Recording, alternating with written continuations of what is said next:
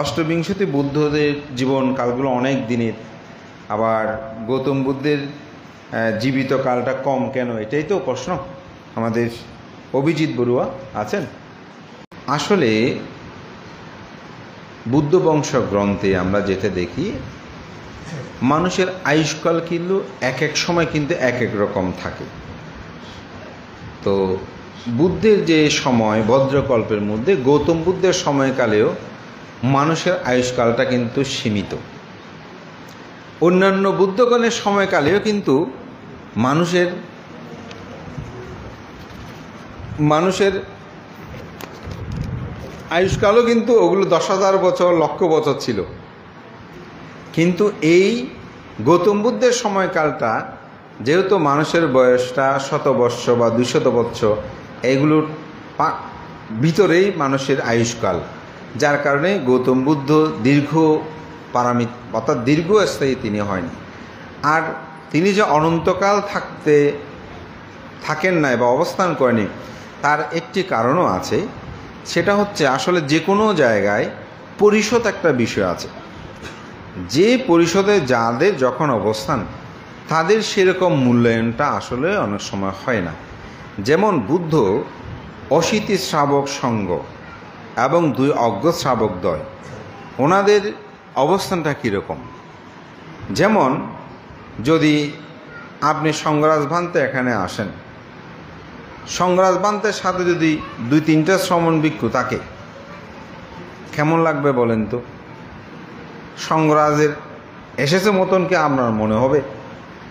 বা সেরকম গাঢ়বতা বোধটাকে আপনার মধ্যে জাগ্রত হবে? তো সঙ্গরাজের সাথে যদি 50-60 জন 100 জন ভিক্ষু থাকে, সঙ্গরাজ আসছে, তখন শ্রদ্ধার বিষয়টা কিন্তু আরও বেশি কী হবে, বিগলিত হবে। যেমন এই যে সামনে বসেছেন, এখানে মাঝখানে কয়েকটা ছেলে বসা যেত না, কেন বসে নাই? এখানে সমাজের যারা বয়োজ্যেষ্ঠ, শিক্ষিত, মুরব্বী আমরা যারা বলছি, ওনাদেরকে একেবারে সামনের কাতারে আপনারা বসিয়েছেন কেন? এদের সামনে কয়েকটা ছোট ওদের তরুণরা বসে, অসুবিধে না। সব জায়গায় একটা মানানসই আমরা যেটাকে বলি, ঠিক বুদ্ধগণ এটা কালে কালে যুগে যুগে তাদের পরিষদ চিন্তা করে, কেমন পরিষদ আছে, সেই পরিষদ বিষয়টা আসলে ভেবে মূলত বুদ্ধগণ অবস্থান করেন। যখন সেই অবস্থানটা বিবেচনা উপলব্ধি করেন, তখন তারা পরিনির্বাণের জন্য যান। আরও একটা বিষয় যদি বলি, যখন বুদ্ধত্ব লাভ করে, তখন বুদ্ধকে পরিনির্বাণিত হওয়ার জন্য বলেছিল।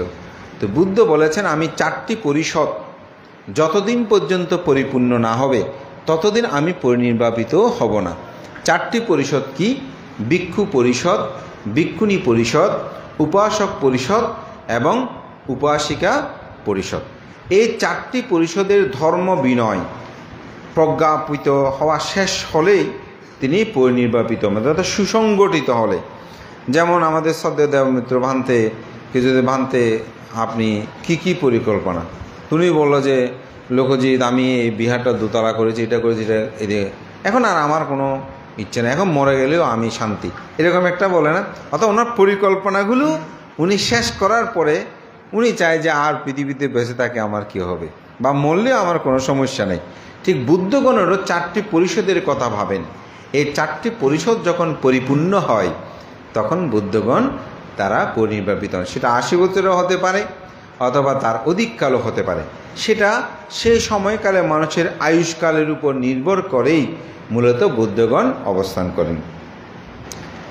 আমাদের সুপায়ন বড়ুয়া সে একটু প্রশ্ন করেছে, বুদ্ধ ধর্ম কি এবং বৌদ্ধ অবলম্বীগণ কি বিশ্বাস করেন? বৌদ্ধ ধর্মের প্রতীক হিসেবে চাকার গুরুত্ব কেন? এখানে একটা 3টি প্রশ্ন, তা একজনে যদি 3টি প্রশ্ন হয় অনেকগুলো, সবাই হয়তো তখন উত্তর দিতে পারবো না। যাক, আমি সংক্ষেপেই বলবো, বুদ্ধ ধর্ম কি। বুদ্ধ ধর্মে কি, এটার উত্তরটা আমার দেশনা ইতিমধ্যে হয়ে গেছে। সেটা হচ্ছে কি, আমরা দুঃখের কথা বলেছি। কি দুঃখ? জন্ম দুঃখ, জরা দুঃখ, ব্যাধি দুঃখ, মরণ দুঃখ, অপ্রিয় সংযোগ দুঃখ, প্রিয় বিয়োগ দুঃখ। যাহা চায় তাহা না পাওয়ার দুঃখ, সংক্ষেপে পঞ্চ উপাদান স্কন্ধ দুঃখ। এই দুঃখ থেকে মুক্তি লাভ করাই হচ্ছে বৌদ্ধ ধর্ম। এই দুঃখ থেকে মুক্তি লাভ করাই হচ্ছে কি বৌদ্ধ ধর্ম। এটাকে যদি আরও একটু সংক্ষেপে এভাবে বলি, চাতুসাস্যা বিনিমিত্ত ধাম্য বিননাত্তি, চতুরার্য সত্য ব্যতীত অন্য কোনো ধর্ম বিদ্যমান নাই। অর্থাৎ দুঃখ আছে, দুঃখের কারণ আছে, দুঃখ নিরোধ আছে, দুঃখ নিরোধের উপায় আছে। এটা হচ্ছে বৌদ্ধ ধর্ম। বৌদ্ধ ধর্ম অবলম্বীদের কি বিশ্বাস করেন?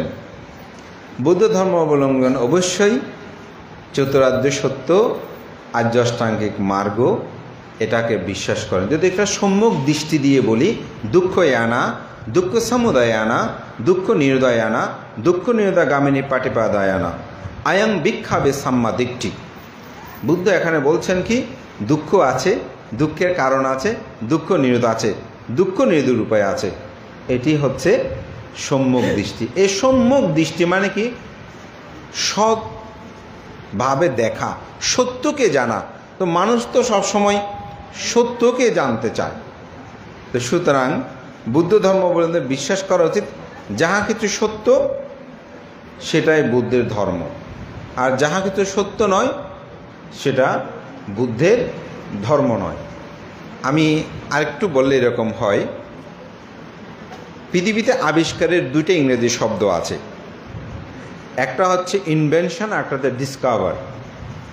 পৃথিবীতে যে জিনিসগুলো সব আগেও ছিল, বর্তমানে আছে, অথবা ভবিষ্যতে থাকতেও পারে, কিন্তু মানুষ সেটা জানতো না, এখন মানুষ সেটা জানছে, তখন সেখানে আবিষ্কার ইংরেজি শব্দ হয় ডিসকভার। কিন্তু এই ফ্যানটা আগে ছিল না, কিন্তু একজনে তার মাথার ব্রেন দিয়ে অর্থাৎ পর্যালোচনা করে সে সেটা আবিষ্কার করেছে, এটাকে বলা হয় ইনভেনশন। বুদ্ধের ধর্মটা কিন্তু ডিসকভার। এটা পৃথিবীতে যুগে যুগে অতীতে জন্মেও ছিল, মানুষ এটা ভুলে গেছে। রাজকুমার সিদ্ধার্থ সেটা আবিষ্কার করেছে, যার কারণে আমাদের সত্যটাকে জানাটাই হচ্ছে আমাদের বুদ্ধের ধর্ম। সুতরাং আপনি যাহা কিছু সত্য পাবেন সেটাকে গ্রহণ করবেন, যাহা কিছু সত্য নয় বুদ্ধগণ সেটা গ্রহণ করবে না, সেটা মেনে নেবে না। এটাই হচ্ছে বুদ্ধদের বিশ্বাস করা উচিত। আরেকটা হচ্ছে প্রতীকী চিহ্ন। আসলে সম্রাট অশোক যখন তিনি ভারতবর্ষ থেকে বুদ্ধ ধর্মটাকে বিশ্বধর্মে পরিণত করেছেন, তখন তিনি ধর্মদূত যে প্রেরণ করত, সে ধর্মদূতদেরকে কিছু প্রতীকী চিহ্ন দিত। তো সেই প্রতীকী চিহ্নের মধ্যে ওখানে 8টি আসলে লাঠির মতন করে বা চাকা দিয়ে, আমরা যেটা চাকা যেহেতু বলছে, আর্য অষ্টাঙ্গিক মার্গ অনুসারে 8টি সেই চাকাটাকে তৈরি করে দেয়, অথবা চতুরার্য সত্য অনুসারে সেখানে 4টি কাঠের চিহ্ন বা লাঠির মতন করে দিয়ে চতুরার্য সত্যটাকে বোঝানোর জন্য, যে বুদ্ধের ধর্ম এই চতুরার্য সত্যটা বোঝানোর জন্য মূলত এই চিহ্ন বা প্রতীকটি ব্যবহৃত হয়। আবার আপনারা যে পাঠ্যান শ্রবণ করেন সেখানে 24 প্রকার হেতুপত্যয় আছে। এই 24টি হেতুপত্য এটা দেওয়ার জন্য অনেক সময় সম্রাট অশোক চক্রে সেরকম গোল চক্রের মধ্যে 24টা দাগ দেওয়া হয়, যাতে 24 প্রকার হেতুপত্য এগুলো সে অর্থেই দাগ। তাছাড়া রূপায়ণ বাবু 4টা প্রশ্ন তো একেবারে, তো সেই জন্য একটু সংক্ষেপে বললাম। বুদ্ধ ধর্ম কেন শ্রেষ্ঠ ধর্ম? আসলে বুদ্ধ ধর্ম শ্রেষ্ঠ ধর্ম এটা আমি বলি না, কারণ এটা যদি বলি অপর ধর্মের যারা আছে তারা অনেক সময় মনে কষ্ট পাবে। তা আমি বলবো বুদ্ধের ধর্মটা যিনি নিজেই প্রতিপালন করেন তার কাছে সেটাই শ্রেষ্ঠ। কেন? কারণ আমি শ্রেষ্ঠ শ্রেষ্ঠ বললাম কিন্তু আমি পালন করলাম না, সে শ্রেষ্ঠ দিয়ে কী হবে? তো বুদ্ধ পৃথিবীতে তার ধর্মই শ্রেষ্ঠ এই কথাটি বুদ্ধ বলেন নাই। কামাল সূত্রের মধ্যে স্পষ্ট প্রতীয়মান হয়, বুদ্ধ যখন কামালনগরে গেলেন তখন কামানরা এসে বলছে, তথাগত বুদ্ধ, আপনি তো এসেছেন, ইতিমধ্যে আপনার মতন অনেক গুরু মহাগুরু এখানে এসেছেন, ওনারা সবাই এক এক ধরনের ধর্ম কথা বলেছেন, এখন আমি কোনটা পালন করব? এখন আপনি এসেছেন, তখনও কিন্তু বুদ্ধ ধর্ম দেশনা করে নাই, না করার আগেই বুদ্ধকে প্রশ্ন করতেছে, এখন আপনি এসেছেন, আপনিও কিছু একটা বলবেন, এখন আমরা কোনটা পালন করব? বুদ্ধকে প্রশ্ন করেছে। তো বুদ্ধ বললেন, হে কামালগণ, কোনো গুরু মহাগুরু বলছে বলে সেই ধর্ম তুমি গ্রহণ করো, সেটা আমি বলি না। কোনো বিখ্যাত কোনো ব্যক্তি বলছে সে অর্থে তুমি ধর্ম গ্রহণ করো, সে অর্থে আমি সেটা বলি না। তোমার জ্ঞাতি গোত্র তারা এই ধর্ম প্রতিপালন করে, তুমি গ্রহণ করো সেই ধর্ম, সেটাও আমি বলি না। তোমার পিতামাতা অর্থাৎ আমার পিতামাতা এই ধর্ম প্রতিপালন করে, সে অর্থে এই ধর্ম আমি প্রতিপালন করব, সে কথাও আমি বলি না। সবচেয়ে একটা চমৎকার গভীর বিষয় যেটা আমাকে থমকে দিয়েছিল সে সূত্রটা পড়ার সময়, তোমার মতের সাথে মিলেছে সেজন্য তুমি সে ধর্ম গ্রহণ করো, প্রতিপালন করো, সে কথা আমি বলি না। কথাটা খুব গভীর। আমরা সাধারণত বলেছি আপনার সাথে আমি একমত, আপনার কথাটা আমার ভালো লেগেছে, আমরা এরকম বলে অনেক প্রায় সময় কি করি, মতটা গ্রহণ করে নিই, ঠিক না? কিন্তু বুদ্ধ বলছেন, বলে তোমার মতের সাথে মিলেছে বলে তুমি সে ধর্ম গ্রহণ করো, সেটা আমি বলি না। আমি বলি যেটি তোমার জন্য মঙ্গলদায়ক তুমি তা গ্রহণ করো। বুদ্ধ বলছে আমি বলছি বলে গ্রহণ করো, সেটাও আমি বলি না। তোমার জন্য যাহা মঙ্গলদায়ক তুমি তাহা গ্রহণ করো। বলছে মঙ্গলদায়ক বলছে একটু বিস্তারিত বলুন মহাকারণিক। তখন বুদ্ধ বললেন, মানুষ যখন লোভী হয়, লোভচিত্ত জাগ্রত হয়, তখন কি তিনি সুখে থাকেন? বলে যে না, সুখে থাকে না। কি করে? তিনি আপনাদের জ্বলতে থাকে। বলে যে আমি বলি লোভ ত্যাগ করো। বলে যে মানুষের মধ্যে যখন দ্বেষ উৎপন্ন হয়, হিংসা উৎপন্ন হয়, তখন মানুষ কি সুখে থাকে? বলে যে না, বলে যে আমি দ্বেষ ত্যাগ করো।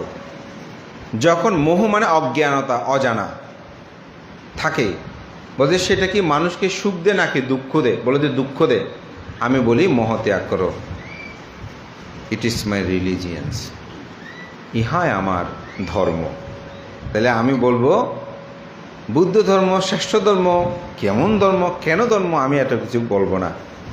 আমি বলবো যে এটাই বুদ্ধের যে শিক্ষা, এটি প্রতিপালনে যদি আপনি সুখ পান, এটি প্রতিপালনে যদি আপনার মঙ্গল হয়, বুদ্ধ বলছেন সেটা তুমি গ্রহণ করো। যেটা তোমার মঙ্গলদায়ক নয় সেটা তুমি পরিত্যাগ। এটাই হচ্ছে বুদ্ধের শিক্ষা। তো সুতরাং বুদ্ধ ধর্ম শ্রেষ্ঠ ধর্ম, এই বিষয়টা না গিয়ে আমি এই অর্থে বলছি নিজেকে উপলব্ধি করো। তবে পৃথিবীতে অন্য ধর্মগুলো নিয়ন্ত্রণ করে ঈশ্বর, গড, প্রভু, কিন্তু বুদ্ধ ধর্মের সমগ্র কিছুর নিয়ন্ত্রণ কিন্তু আপনার উপর। সুখ পেলেও আপনি, দুঃখ পেলেও আপনার, সব কিছুর জন্য দায়ী আপনি। সুখেও আপনি দায়ী, দুঃখ আপনি দেয়। আপনি যা সুখ পাচ্ছেন এগুলো বুদ্ধ দিচ্ছে না, দুঃখ যেটা পাচ্ছেন সেটাও দিচ্ছে না। বুদ্ধকে গালিমন্দ করেছেন? করেছেন তো, অনেকেই করে। বোধহয় বুদ্ধের কাছে চাইলাম, কিন্তু বুদ্ধ ঠিক মতো দিল না। আমি তো এরকম অনেক সাক্ষী। মানে কীরকম, একদিনে এক উপাসিকা ছেলে পূজা তৈরি করতেছে। এখন ছেলে ঘুরে ঘুরে এসে, ছোট ছেলে তো ঘুরে ঘুরে এসে এটা ধরে ওটা ধরে, মা তাকে বারবার সরিয়ে দেয়। শেষে বিরক্ত হয়ে মা বলতে, বুদ্ধের কাছে চাইলাম ছেলে একটা, এই দুষ্ট ছেলে একটা দিল, বুদ্ধ দিলে ভালো ছেলে দিতে পারে নাই। তাইলে দেখেন হয়তো সে মানত টানস করেছিল, মানত করেছে, এখন বিরক্ত লাগছে, তো তৎমুহূর্তে সে বুদ্ধের প্রতি অসন্তুষ্ট হলো না, এরকম আমরা হই। কিন্তু আসলে বুদ্ধ কিছুই আপনাকে দিতে পারবে না। বুদ্ধ আপনাকে শুধুমাত্র পথ প্রদর্শক, বুদ্ধ পথ প্রদর্শক, আপনি এই পথে চললে এরকম হবেন, তো সেটাই দিয়েছে। সুতরাং আমরা অনেক সময় এরকম গালিমন্দ, কিন্তু সমগ্র বিষয়টা যদি আপনি উপলব্ধি করেন আসলে সেটা নিজের উপর নির্ভরশীল। তো যদি কেউ মনে করতে পারেন যে আসলে আমার উপর সব কিছু নির্ভরশীল, আমি নিয়ন্তা, তো আধুনিক বিজ্ঞান প্রযুক্তির যুগে তো সবাই আমরা নিজের উপরেই সব কিছু প্রতিষ্ঠা করতে চাই, সেক্ষেত্রে বৌদ্ধ ধর্মটাকে আপনি আপন করে নিতে পারবেন, কারণ সব কিছুই সুখ দুঃখ ভালো মন্দ আপনার উপরেই নির্ভরশীল। বৌদ্ধ জাতিদের কেন বসবাসের সময় বিয়ে হয় না? তো আসলে আমরা মহাবগ্র গ্রন্থ যখন দেখি সেখানে কিন্তু ভান্তেদের যে 7 দিনের অবকাশ নিতে পারে, অর্থাৎ 7 দিনের জন্য ভান্তেরা বিহার থেকে বের হতে পারে, সেখানে কিন্তু দেখা যায় যে ভিক্ষুদেরকে কেউ যদি বিবাহ বন্ধনে আবদ্ধ হয়, সেখানে যদি কোনো ভিক্ষুকে নিমন্ত্রণ করে সঙ্গদানের জন্য অথবা আশীর্বাদ প্রদান করার জন্য, তখন কিন্তু ভিক্ষুরা 7 দিনের অবকাশ নিয়ে যেতে পারবে বলে কথা কিন্তু উল্লেখ আছে। সুতরাং ত্রিপিটক শাস্ত্রে 3 মাস বর্ষাবাসের সময় বিবাহ বন্ধ নাই, এই কথাটা প্রতীয়মান হয়। তবে সমাজপতি, সমাজ আর কিন্তু ধর্ম, এটি একে অপরের সাথে কিন্তু পরিপূরক, কারণ সমাজের মানুষগুলো কিন্তু ধর্ম পালন করে। তো যেহেতু অষ্টশীল উপসৎশীল প্রতিপালন করে, যার কারণে আমাদের বিশেষ করে বৌদ্ধ বড়ুয়া সমাজে, চাকমা সমাজেও যেটা আমরা দেখি সেটা হচ্ছে বর্ষাবাসের সময় 3 মাস, যেহেতু সবাই ব্রহ্মচার্য জীবনের প্রতি ধাপমান, সেই কারণে তারা বিবাহটা বন্ধ করে দিয়েছেন। কিন্তু অনেক সময় দুর্ঘটনা ঘটলে আমরা যে একেবারে ভিক্ষুর আশীর্বাদ দেয় না তা না, তবে আমি মনে করি এটা দীর্ঘদিনের প্রচলন আছে। এই 3 মাস বর্ষাবাস এটি বিবাহ বন্ধন আবদ্ধ না হলে এমন কি ক্ষতি তো হয় না, এত বছর তো ক্ষতি হয় নাই। সুতরাং পারতপক্ষে সেটা প্রতিপালন করা দরকার। আর যদি একেবারে একান্ত দুর্ঘটনা হয়, অনেক সময় এখন তো সমাজের হালচাল বিভিন্ন ধরনের, অনেক সময় আমরা কিন্তু একেবারে যে মন্ত্র মানে আশীর্বাদ দিনই তা না, কারণ দেখা যাচ্ছে যে পরবর্তী যে প্রজন্মটা জন্মগ্রহণ করবে তার স্বীকৃতির ক্ষেত্রে একটা সমাজে ব্যতিক্রম হবে, তখন কিন্তু আমরা আশীর্বাদ দিয়েছি অথবা সেই বিবাহতে আমরা অনেক সময় সম্মতি প্রদান করেছি। দ্যুতঙ্গ ভান্তেদের মধ্যে পার্থক্য কী? তো আসলে দ্যুতঙ্গ বিষয়টা বলতে গেলে অনেক বিষয় চলে আসবে আমাদের। এটা কি রনিপ বড়ুয়া? হ্যাঁ, তো দ্যুতঙ্গটা হচ্ছে 13 প্রকার দ্যুতঙ্গের কথা বুদ্ধ বলেছেন। সাধারণত ভিক্ষুদের 227 শীলের কথা উল্লেখ আছে, কিন্তু কোনো ভিক্ষু যদি তিনি চিন্তা করে যে না, আমি আরও কিছু অতিরিক্ত শীল প্রতিপালন করে আমি নির্বাণে অতি তাড়াতাড়ি যেতে চাই, কথার কথা আমি এটা প্রতিপালন করতে পারবো, তাহলে তিনি এই 13 প্রকার দ্যুতঙ্গ শীলের যে কোনোটা গ্রহণ করতে পারেন। আমি যদি একটু ডিফেন্স আমাদের যেমন নৌবাহিনী, সেনাবাহিনী, ওখানে কিন্তু তারা ভর্তি হওয়ার সময় সাধারণত সৈনিক হিসাবে ভর্তি হয়, কিন্তু একটা স্পেশাল ফোর্স করে। তো স্পেশাল যখন করে তখন তাদের একটু অতিরিক্ত ট্রেনিং দিয়ে আলাদাভাবে তাদেরকে তৈরি করা হয়, যে এগুলো বিভিন্ন ক্ষেত্রে এদেরকে প্রয়োগ করা হবে, সবসময় তারা নামে না। তো ঠিক, কিন্তু সবাই সৈনিক, তো ঠিক অনুরূপভাবে সবাই ভিক্ষু, কিন্তু কিছু ভিক্ষু মনে করে যে না, আমি একটু দ্যুতঙ্গশীলটা প্রতিপালন করে অতি দ্রুত আমি নির্বাণমুখী হতে চাই, বা আমার পক্ষে এটা পারা সম্ভব। বুদ্ধ এটাকে অতিরিক্ত বলেছেন। যেমন আমাদের সাধারণত 10টা সাবজেক্ট থাকে না, আর 2টো ঐচ্ছিক থাকে না, এগুলো আপনি ইচ্ছে করলেও নিতে পারেন, ইচ্ছে না করলেও না নিতে পারেন, ওগুলো পাস ফেলের কোনো বিষয় নেই। ঠিক অনুরূপ দ্যুতঙ্গশীলটা কিন্তু সেরকম, 13টা দ্যুতঙ্গ আপনি ইচ্ছা করলে নিতে পারেন, আর ইচ্ছে না করলে নিতে না পারেন, এটাই মূলত বিষয়। সদ্দেহ ভান্তে আমরা যে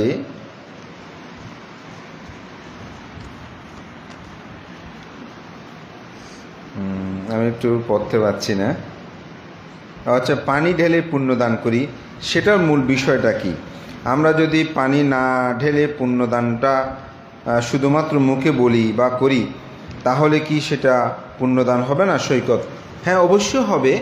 আসলে পুণ্যদানে পানি ঢালার বিষয়টা আছে, ত্রিকুণ্ড সূত্রের মধ্যে সেখানে পুণ্যদানের কথাটা আছে। তো যখন পানিটা ঢালতে যায় তখন কিন্তু বাংলাটা কি বলছে আমি একটা বলে দিচ্ছি। উন্নমে উদাকাং বট্ঠাং যথা নিন্নাং পাবাত্তাতি এবমে ওয়াইতু দিন্নাং পেতানাং উপকাপাতি।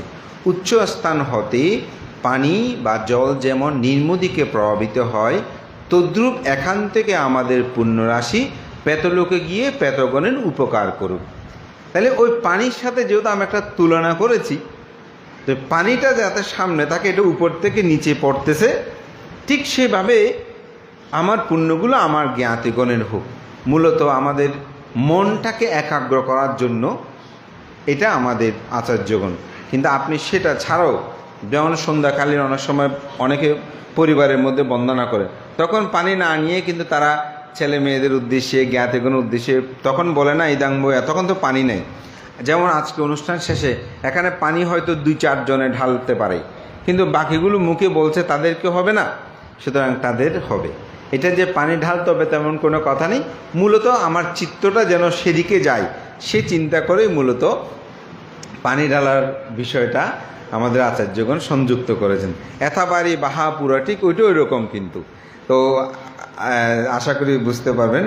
আমরা যারা বুদ্ধ ধর্মাবলম্বী, আমরা বুদ্ধ ধর্মের অনুসারীদের জন্মগ্রহণ করার মূল কারণ কি?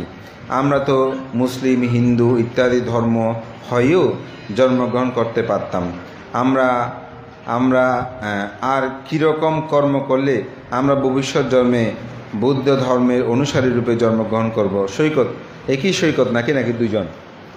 একই সৈকত। একজনে সব প্রশ্ন করলে কেমন? হ্যাঁ, সময় একটা বিষয় আছে। আসলে যদি এই কথাটা বলতে যাই, আমরা বন্দনার সময় একটা কথা বলি, বুদ্ধাং ইয়াবা নিব্বানাং পারিয়ান্তাং সারানাং গাচ্ছামি। যতদিন আমি নির্বাণ সাক্ষাৎ না করি ততদিন যেন আমি বুদ্ধের স্মরণে থাকি, এরকম একটা আমরা প্রার্থনা করি। আসলে কোনো বুদ্ধ মা বাবার করে জন্মগ্রহণ করা, এটাও কিন্তু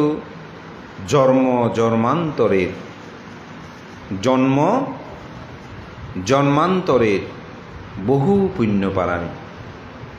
আমাদের পুণ্য ছিল বলে আমরা সেরকম পরিবারে জন্মগ্রহণ করতে পেরেছি। তো অন্য সম্প্রদায়ে জন্ম মানি আসলে তার সেই পুণ্য পারামিটা সেরকম নাই। আমার অনেক পরিচিত, বিশেষ করে আমার শ্রদ্ধানিধি ভিক্ষু, সেই তো আমার প্রায় দেশনাগুলো লাইভ করে, তো ওখানে দেখলাম অনেক অন্য ধর্ম অবলম্বী, আমি নাম উচ্চারণ করছি না, ওনারা প্রশ্ন করে। তো আমার আইডিটা অনেক সময় পেলে আমাকে ইনবক্সে তারা বিভিন্ন কথা বলে। এমনকি একজনে আমার নাম্বারটা নিয়ে তিনি আমাকে ফোন দিয়ে বলছেন, ভান্তে আমি 7 বছর এই ধর্ম, 3 বছর এই ধর্ম, 4 বছর এই ধর্ম আমি পড়ালেখা করেছি, কিন্তু আমার মনে হয়েছে জগতে বুদ্ধ ধর্মের মতন এরকম ধর্ম আমি আর দেখি না।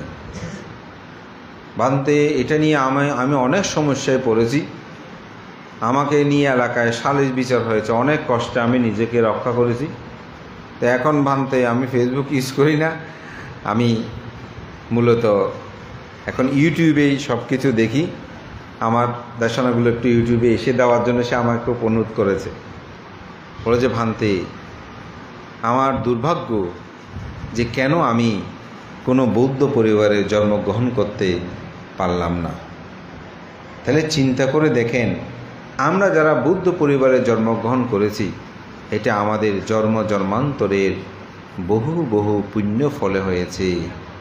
এটি অনেক সময় অর্থবিত্তশালী পরিবারে জন্মগ্রহণ করলে অনেক ছেলে মেয়ে অর্থের মূল্য বুঝে না। আমাদের দশাটা কিন্তু সেরকম হয়েছে যে ধনী পরিবারে জন্মগ্রহণ করলে যেমন অনেকে ধনের মূল্য বুঝে না, ঠিক আমাদেরও অনেকের সমস্যা হয়েছে সেটাই। কারণ আমরা জন্মগ্রহণের পরেই তো বুদ্ধ ধর্ম সঙ্গের শরণ নেওয়ার সুযোগ হয়েছে। সুতরাং এটাকে আমি মনে করি আমাদের জন্মান্তরের পুণ্য পারামি বলে আমরা মাতৃগর্ভে, এমন মাতৃগর্ভে জন্মগ্রহণ করেছি যে মাতা পিতা বুদ্ধ ধর্মের শরণ। আর জন্মান্তর যদি যতদিন নির্বাণ সাক্ষাৎ না করি, সেই জন্মান্তর যদি আমরা বুদ্ধকুলে উৎপন্ন হতে চাই, তার জন্য সম্যক দৃষ্টি সম্পূর্ণ হতে হবে। অর্থাৎ চতুরার্য সত্যে যে প্রথম যে কথাটা বললাম, যদি একটু সহজ কর্মফল নির্বাণ, এটিকে বিশ্বাস করতে হবে। এবং ওই জিনিসটা সবসময় বলবেন। পালিতে হয়তো অনেকে আমরা বাংলায় বলেন, আমি যেন যতদিন নির্বাণ সাক্ষাৎ লাভ না করি, ততদিন যেন আমি বুদ্ধকুলে উৎপন্ন হই, বুদ্ধের ধর্ম যেন আমি লাভ করি। এরকম যদি আপনি প্রার্থনা করেন, অবশ্যই আপনি সম্যক দৃষ্টি সম্পূর্ণ হলে অবশ্যই আপনি বুদ্ধ পরিবারে জন্মগ্রহণ করবেন। আমাদের রিটন বাবু অরহতগণ কেন প্রতিসংবিদা সহ সর্বজ্ঞ অরহত বলা হয়, আর বর্তমান সময়ে অরহতকে এই শব্দগুলো দ্বারা সম্বোধন করা যৌক্তিক কিনা? আসলে অরহতগণ প্রতিসংবিদা, অরহত মানে 5টি বিশেষ শক্তি তারা লাভ করে। সে 5টি বিশেষ শক্তি সকল অরহতের মধ্যে থাকে না। অরহত মানে কিন্তু আসবক্ষয় জ্ঞান। অরহত মানে কি? আসবক্ষয় জ্ঞান। অরহত হলে যে আকাশে উঠতে পারবে এমন কিন্তু কোনো কথা নয়। এটা কিন্তু কোনো কথা নয়। আমি একটা উদাহরণ দিয়ে বলি। আমাদের কাছে বলা যায় ঢ্যামসা। তো ঢ্যামসা শব্দ বিশুদ্ধচার ভান্তের কাছে একজন গিয়ে বলছে, বান্তে, একজনে বলতেছে অমুক বান্তে নাকি অরহত হয়েছে, তিনি এখন আকাশে উঠতে পারেন। বলতে, বান্তে আপনি কি বলেন? মানে ওই বান্তেটা অরহত হয়েছে কিনা জিজ্ঞাসা করতেছে। যে নাম বলেছে, আমি নাম বলছি না। তো বান্তে বলতেছে, পাখিও তো আকাশে উড়ে, পাখি কি অরহত? বলুন তো, পাখি তো আকাশে উড়ে, তাহলে পাখি কি অরহত? উত্তর শেষ, আর কোনো মন্তব্য করে নাই। তো অরহত কি আসলে? তো অরহত হচ্ছে তার মধ্যে কোনো লোভ, দেশ, মোহ থাকবে না। আমাদের আজান ব্রহ্মার একটা অনেক প্রশ্ন, আর নয়তো এক একটা প্রশ্ন উত্তর দিলে খুব ভালো করে আলোচনা করে দেওয়া যেত। তবু আজান ব্রহ্মার কথাটা বলি। বিখ্যাত পণ্ডিত আজান ব্রহ্মা, তিনি, তার গুরুর নাম ছিল আজান শাহ, থাইল্যান্ডে। তো তিনি লন্ডনে তার জন্ম, বৈরাগ্যভাবে তিনি বিজ্ঞ হয়ে এখানে এসেছেন। তো তিনি একদিন রাত্রে ধ্যান করতে করতে ধ্যানের গভীরে গিয়ে ওনার মনে হলো যে উনি অরহত হয়ে গেছেন। বলে যে আমি তো অরহত। চিত্তে অনেক সময় হয়তো অনেকে ভাবনা করে 2-4-10 কোর্স করে মনে করে যে আমি অনেক কিছু হয়ে গেছি, এরকম অনেকে ভাব দেখায়। এখন এটাও ঠিক মনে করতেছে আমি অরহত। তো অরহত সকালবেলা ভোর উঠে খুব আনন্দ মনে স্বয়ং খাওয়ার জন্য, ভাত খাওয়ার জন্য টেবিলে বসছে। কোথায়? ওই ফরেস্ট মেডিটেশন সেন্টারে। তো বসার পরে টেবিলের মধ্যে বিভিন্ন খাবার দিল। তো খাবারের মধ্যে এক জায়গায় দিল স্যুপ। তো উনি ওয়েস্টার্ন মানুষ স্যুপ খুব পছন্দ করে।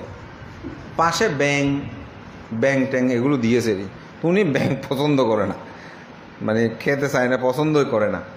তো উনি মনে মনে ভাবছে, কালকে রাত্রে তো অরহত হয়ে গেছি, এখন তো আমার সামনে স্যুপ দিল, ওহ খুব ভালো হয়েছে, ভালো করে আজকে এই স্যুপটা খাবো।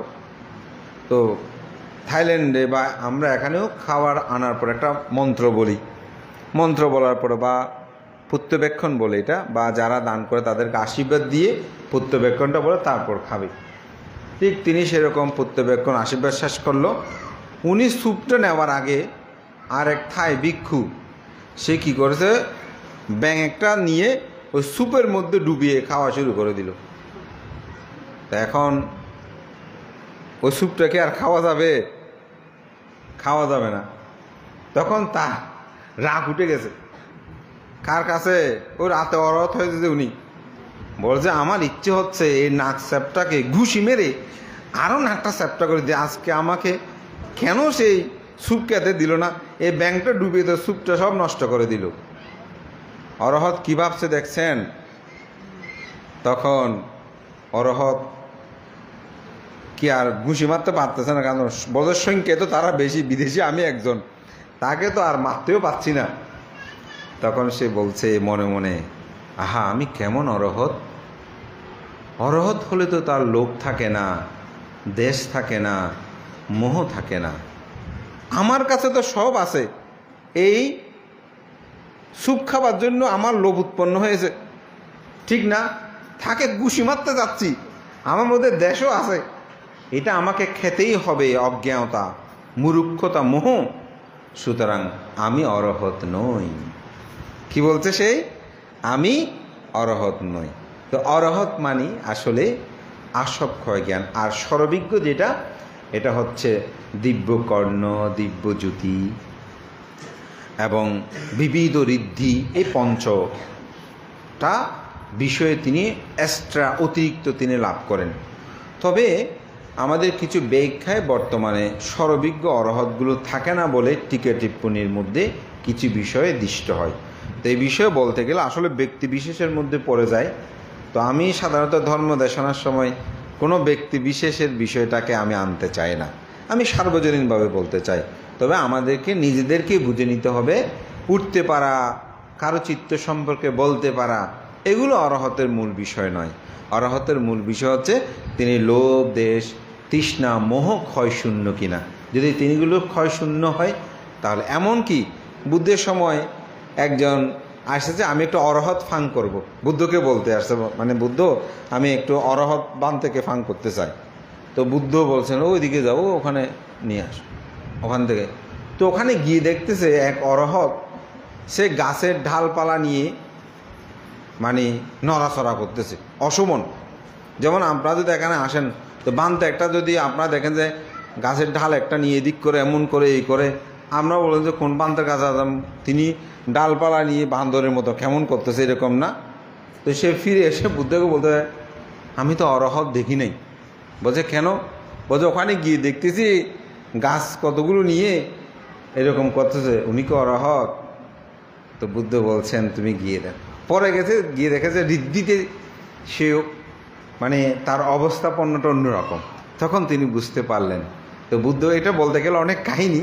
তো বুদ্ধ বললেন যে আসলে সংস্কার বশত মানুষের অনেক অভ্যাস আছে। সংস্কার বুঝেন? সংস্কার, সংস্কার মানে অভ্যাস। আমরা যদি বলি এরকম অভ্যাসের অনেক গল্প আছে। একজনে স্টিমারে করে হজে যাচ্ছে, তো এই গল্পটা আপনারা অনেকেই শুনেছেন। এখন রাত্রে সবাই, তখন তো আর বিমানে যেত না, তো রাত্রে সবাই ঘুমাতো, ভোর উঠে দেখতে পেত যে তাদের জিনিসগুলো এক জায়গায় নাই, একটা এখানে, একটা ওখানে, একটা ওখানে, কিন্তু কোনো জিনিস তিনি চুরি করতেন, শুধু জিনিসগুলো এদিক থেকে এদিকে পরিবর্তন করত। তো সবার ডাকলো, সবার ডাকে বলছে যে রাত্রে এইসব কাজ কে করে তাকে ধরতে হবে।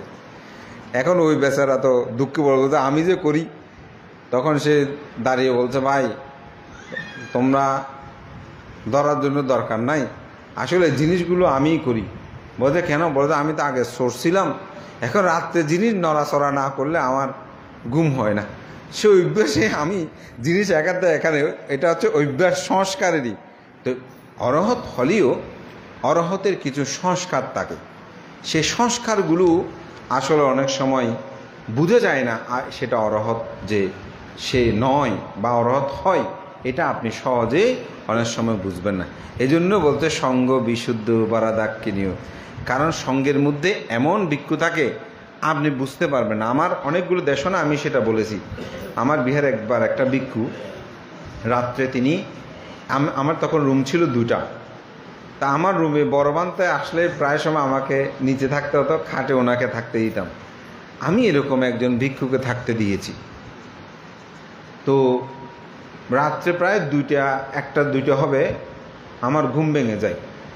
তা আমি উঠে যখন একটা টয়লেট সুইচ দিলাম, আলো এসেছে না, তখন দেখি যে ভান্তেটা ধ্যান করতেছে। আমি খুব অবাক হলাম।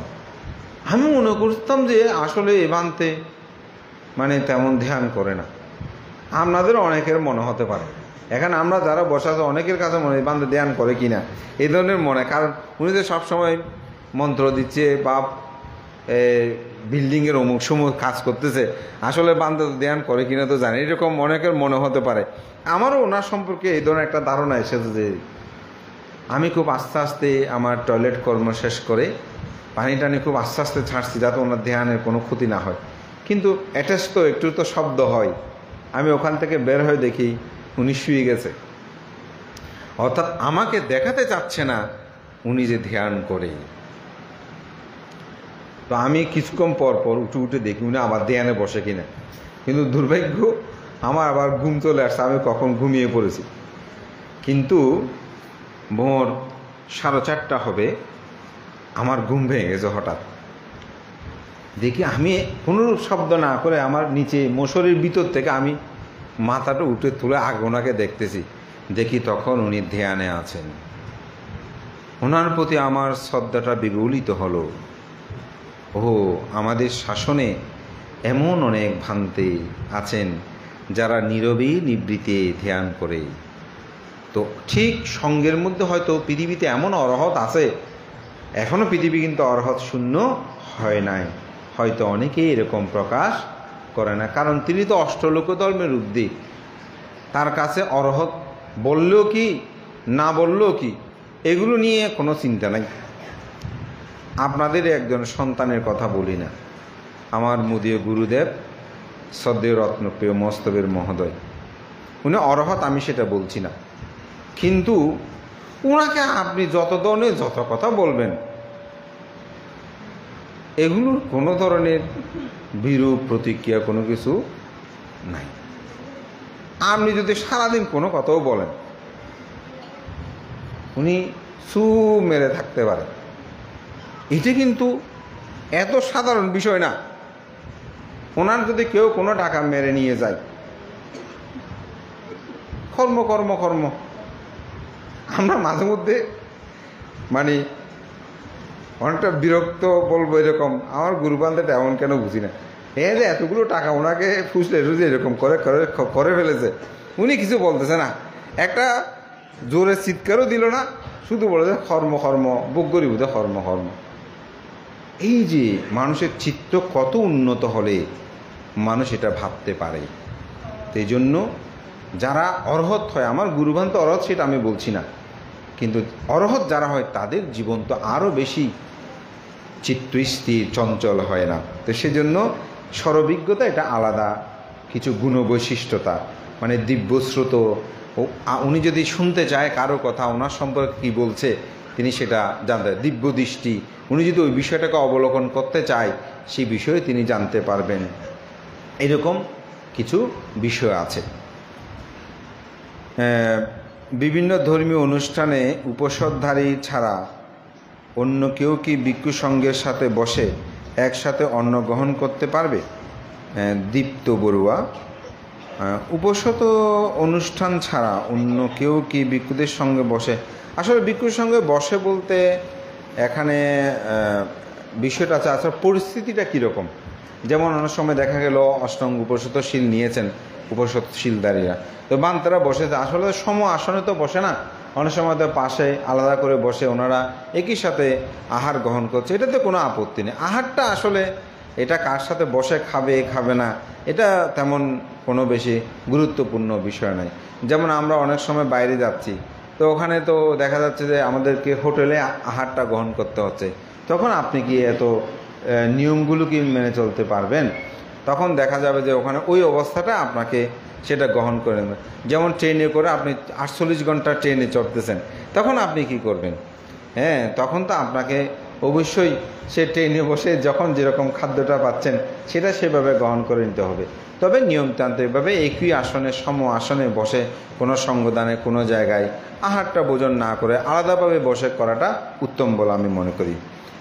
বুধি তরু তলে পূর্ব দিকে হয়ে কেন বসলেন?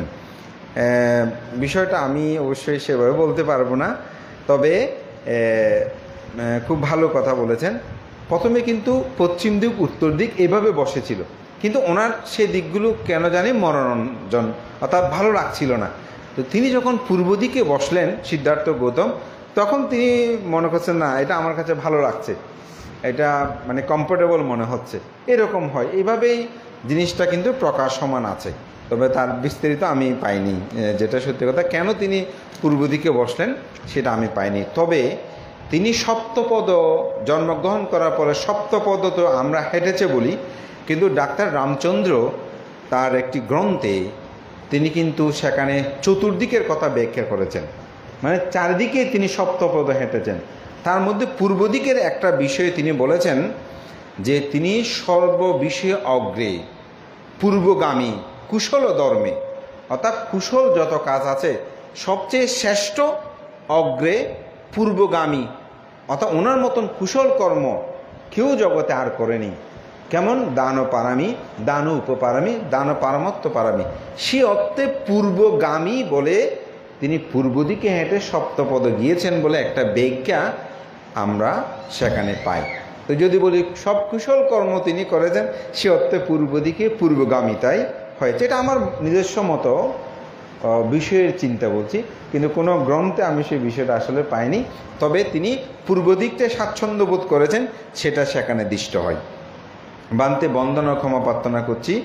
সিদ্ধার্থের জন্ম, বুদ্ধত্ব লাভ এবং মহাপরিনির্বাণ তিনটি একই দিনে কেন, বা পূর্ণিমা বৈশাখী পূর্ণিমার দিনে সংগঠিত হয়, অন্য পূর্ণিমায় নয় কেন? একই দিনে নয়, কিন্তু দিনটা কিন্তু একই নয়। আপনি বারের সপ্তবারের বর্ণনাগুলোতে কিন্তু দেখবেন সেখানে একই দিন নয়, কিন্তু পূর্ণিমার তিথিটা হয়েছে যে একই। আর অন্য পূর্ণিমায় নয় কেন, এটা একটু মানে জোর করে কথা বলার মতন। যেমন আমাকে বলছে যে, মাকে বললাম যে আজকে খাবার তৈরি করেছেন কিন্তু মাংস কেন রান্না করেন না? তো মা বলল যে আজকে গতকালকেও করেছি, সেজন্য আজকে করিনি। আজকে কেন করেন নাই? আজকে করলে কি হতো? এটার কোনো উত্তর আসলে দেওয়ার বিষয় না। এটা অনেকটা ধরনের মানে জোর করে বলা, আর অন্য কেন সময় হলো না। এখন আষাঢ়ী পূর্ণিমা তো অনেক ঘটনা আছে। তো বৈশাখী নক্ষত্রে, আমি এটা একটু দেশনায় বলেছি, বৈশাখী নক্ষত্রে আবির্ভাবও বলে আসলে মূলত এই তিনটি পূর্ণিমায় পৃথিবীতে তথাগত বুদ্ধের মহাপুরুষের এরকমভাবে তিনি তিথিটা হয়তো বেছে নিয়েছিলেন। তো যার কারণে সিদ্ধার্থের জন্ম, বুদ্ধত্ব লাভ এবং মহাপরিনির্বাণ। অন্যগুলো তো হতে পারতেন, এটা কোনো বিষয় ছিল না, তবে হয়তো তার জীবনে এটা ঘটেছে, যার কারণে আমরাও এটাকে খুব অবাকভাবে দেখি যে একই পূর্ণিমা তিথিতে কিভাবে হলো। তিনি মানুষ হলেও কিন্তু তিনি তো মহামানব, মানুষ হলেও কিন্তু তিনি কি মহামানব। স্পেশাল কিছু তো থাকবেই তাদের জীবন দর্শনে, এটা স্বাভাবিক। সকল মানুষ তো একরকম নয়, এক এক মানুষের এক এক গুণধর্মটা কিন্তু অনেকগুলো। এই যে একটু আগে বললাম না আমার গুরুভান্তের কথা, আমি ওনার মতন কেন সহ্য করতে পারি না। আমাকে ব্যতিক্রম কিছু বললে আমি পাল্টা একটা না একটা উত্তর দিয়ে দিই, কিন্তু উনি তো উত্তর না দিয়ে থাকতে পারে। এখন যদি বলে কেন তিনি দেয় না, সেটার উত্তর কিন্তু কিছু নাই। তিনি তার চিত্ত জগৎকে, অর্থাৎ লাভ অলাভ, যশ অযশ, নিন্দা প্রশংসা, সুখ দুঃখ, এগুলো থেকে তিনি তার চিত্তকে বিচলিত করে না বলে, হয় না বলেই তিনি এটাকে সহ্য করতে পারেন। তো আমার কথা আর দীর্ঘই করব না, জাস্ট কয়েকটা বলেই শেষ করছি। রোগী ভালোর জন্য অনেক সময় আমাদেরকে মিথ্যা কথা বলতে হয় চিকিৎসার ক্ষেত্রে, তাহলে তাদেরকে মিথ্যা বলাটা কি পাপ হবে কিনা? অনুপম বড়ুয়া, নার্সিং অফিসার। না, অবশ্যই রুগীকে ভালো করার জন্য মিথ্যা আশ্বাস এটা আসলে কখনোই শোভনীয় নয়। কারণ আপনি একটা সত্যকে ঢাকতে গিয়ে আপনি হাজারটা মিথ্যা বলবেন। বুদ্ধ ধর্ম কিন্তু সেটা কখনো বলে না। আপনি সত্যটা বলুন, তবে সেই সত্যটা বললে সে একটা প্রস্তুতি নিতে পারবে। আপনি কীরকম মিথ্যা বলেন রুগীকে আমি সেটা জানি না, তবে ধরেন একজন ক্যান্সার রুগী, তো ক্যান্সার রুগীকে ডাক্তারে সরাসরি বলে না যে আপনি বেশি দিন বাঁচবেন না, কারণ সেটা বললে তিনি যে 6 মাস বাঁচে ওই মানুষটা মরবে জানলে 3 মাস বেঁচে যায়। তো এখন আপনি একটা বুদ্ধি করতে পারেন, ডাক্তাররা যেটা করে সেটা কি করেন, বলে যে আচ্ছা অসুবিধা নেই, আপনি চিন্তা করবেন না, আপনার অ্যাটেন্ডেন্স যারা আছে তাদের সাথে আমি একটু কথা বলবো। তো তাদেরকে বলে যে রুগীর তো এরকম এরকম কন্ডিশন অবস্থা, এখন আপনারা কি করবেন এই বিষয়টা আপনি তাকে সেভাবে বলতে পারেন। তাহলে আপনি মিথ্যা থেকে বেঁচে গেলেন। জ্ঞাতিগণের মাধ্যমে সে জানুক না জানুক, আপনি যেহেতু মিথ্যা বলতে হবে সেজন্য সেটা আপনি ত্যাগ করতে পারেন। আমি একটা পারিবারিক বিষয় বলি, সেটা হচ্ছে একজনের প্রশ্ন করতে বানতে এখন টাকার জন্য আসে, টাকা দিলে উনি আর ফেরত দেয় না, এখন কি করব? এখন আছে বললে তো দিতে হবে, সেজন্য নাই বলে দিই। তা আমি ওনাদেরকে একটা বুদ্ধি বলি, আমি একটা কথা বলি, সেটা হচ্ছে কি, সেটা হচ্ছে আপনি সত্যটা বলবেন। যখন উনি টাকা চাইতে এসেছে আপনার কাছে 5,000 টাকা চাইলো, আপনি জানেন যে মানুষটা টাকা নিয়ে ফেরত দেয় না, তা আপনি বলবেন যে আমি 5,000 টাকা দিতে পারবো না, আত্মীয় হিসেবে তো সাহায্য করা দরকার। আপনি যতটুকু উনি না দিলেও আপনার ক্ষতি হবে না সেই পরিমাণ টাকাটা নির্দিষ্ট করলেন যে আমি 1,000 টাকা দেব, কথার কথা। তো ওই টাকাটা আপনি উনি চাইল না আমার কাজে লাগবে, আমি দিতে পারবো না, 1,000 টাকা নিলে নাও। 1,000 টাকা নিয়ে গেল, সে আর ফেরত দিল না। 8 দিন চাইতে আসছে, বলে যে আমাকে এরকম দাও, বলে যে না টাকা আমার আছে কিন্তু আমার অন্য কাজে, স্বাভাবিক অন্য কাজে তো আপনি জমা রেখেছেন, কারণ মিথ্যার কিছু নেই, কিন্তু আমি টাকা আপনাকে দিতে পারবো না। তো তিনি মন খারাপ করে চলে গেলেও যেতে যেতে বলবে ও আমাকে টাকা দেয় নাই, কিন্তু আরেকদিন বলবে যে ও খুব ভালো, টাকা আছে ওর কাজে লাগবে সেজন্য আমাকে দেয় না, কিন্তু মিথ্যা বলে নাই। আর যদি আপনি মিথ্যা বলেন কীরকম হবে একটা উদাহরণ দিই, টাকার জন্য আসছে আমার 5,000 টাকা দাও, হতো না আমার কাছে কোনো টাকা না কোনো টাকা, যখন টাইয়ে ধরে কান্নাকাটি করছে তখন টাকা বের করে দিলেন। আরেকদিন আসছে টাকার জন্য, আসলে সেদিন আপনার কাছে টাকা নাই, কিন্তু যখন সে কান্নাকাটি করতে পায় আপনি তো নাই যে কোথায় থেকে দেবেন, কিন্তু যেতে যেতে বলতে দেখছো ওই দিন দিয়েছিল ফেরত দিতে পারে নিয়ে বলে আজকে সে আমাকে টাকা দিচ্ছে না, আরও মিথ্যা বলতেছে আমাকে সে তার কাছে নাকি টাকা নাই। তাহলে মিথ্যাটা কিন্তু আপনাকে ছোট করবে আর সত্যটা আপনাকে মহৎ করবে। তাই ডাক্তার যে কোনো ক্ষেত্রে আমার মনে হয় সত্যই বলবেন আপনি, মিথ্যা বলার কি আছে, সত্য দ্বারাই আপনি জয় করবেন। রুগীটা বেঁচে থাকুক না থাকুক সেটা তার কর্ম, কিন্তু আপনি মিথ্যা বলে কেন আপনার বাক্যকে অশুদ্ধ করবেন, আপনি কেন কর্ম সৃষ্টি করবেন? সেজন্য আমি বলবো যে কর্ম আমরা আমাদের মধ্যে যেন অপরের কারণে আমাদের মধ্যে যেন কর্ম সৃষ্টি না হয়, কারণ আপনার পাপকর্মের ফল তো সেই ভাগ নেবে না। সুতরাং সত্যটা বলাটা উচিত। হ্যাঁ, সত্যগণের এটাকে অবান্তর একটু প্রশ্ন বলেছেন, কারণ এগুলো আসলে প্রকৃত নির্দিষ্ট কোনো যুক্তি উপমা গভীরতায় গিয়ে প্রকাশ করার মতো নয়, যার কারণে বুদ্ধ এগুলোকে উপেক্ষা করেছেন। এই বিষয়ে তিনি কথা বলতে পৃথিবী তো সেটা মনে হবে। আমার একেবারে একটা কথা মনে পড়ে, একজন আমাকে এসে সে প্রায় সময় বলতে পানতে সত্যি করে বলেন তো পৃথিবীটা আসলে কে সৃষ্টি করছে? আপনি ছাড়া আর কেউ জানতে পারবে না, আপনাকে আমার সবচেয়ে বেশি ভালো লাগে সেই। এখন আমি চিন্তা করলাম যে ওকে যদি আমি পৃথিবীর সৃষ্টি সম্পর্কে কিছু না বলি, সে যে বিশ্বাস নিয়ে এসেছে এখন তো কি করা যায়? তো তাকে বলো অন্যদিন বলবো, এই বলবো না, সে আমাকে ছাড়ে না।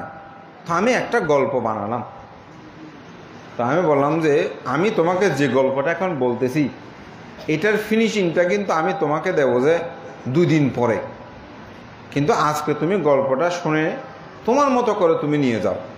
আমি একটা গল্প বানালাম, পৃথিবী কীভাবে সৃষ্টি হলো, আদম হাওয়ার, ওইটাকে একটু পরিবর্তন করে আমার বিভিন্ন কিছু দিয়ে বানালাম। তো নাম দিলাম কি, তৃষ্ণা। নাম দিয়েছি তৃষ্ণা, আমাদের সৃষ্টিকর্তার নাম দিয়েছি কি, তৃষ্ণা।